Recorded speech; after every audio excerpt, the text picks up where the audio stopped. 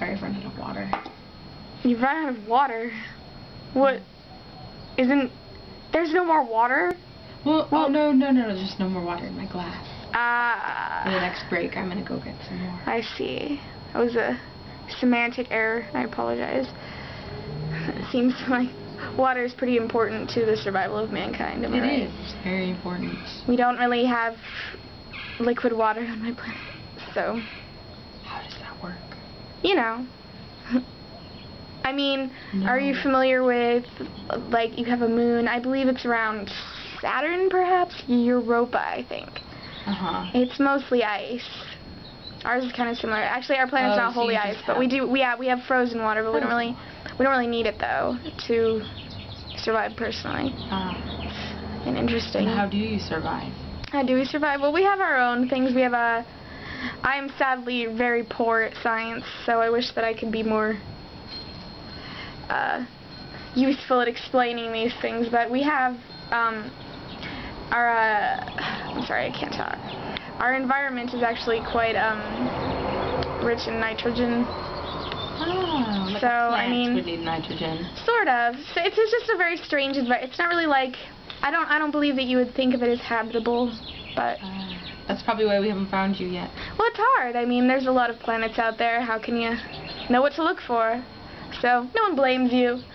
If it makes you feel better, we don't sit around on my planet going, Earthlings, they're so stupid. Thank you. You know. But anyway, back to the religion I was going to ask you about. Do you believe that religion and science conflict with each other? No. No? I think they can go very well together. Alright. That's good to know. So can you just give me, I know you said you don't really practice, but can you just sort of give me, as an example, like a rundown of the religion you were raised in? Religion I was raised in. Well, it's Catholicism, which was considered the original Christian religion, which is founded on Judaism. The principle that there's one God, monotheistic. And Christianity was an offshoot of Judaism when Jesus of Nazareth was born, claimed to be the Savior, and was crucified, and Christians believe that he is the Messiah. He is the one that was promised to the Jews before them. And so it's a continuation of Judaism in a completely new direction. And that was later, it split into Catholic and Protestant. I'm not sure if you're familiar with the history of... I've heard of it, but I'm not really... Yeah, mine are split, you know. Yeah. Little one. A little one. Little one. Yes, I read about that. Yes. So Catholicism is based on the foundings of Jesus's followers and what they did. What do you think his message really was?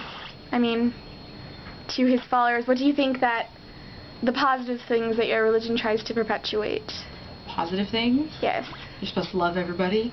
You're supposed to honor God. You're supposed to take care of your relationship with God. You're supposed to take care of your relationships with other people. Lots of different good things. Right. And what do you think are sort of the negative aspects of it?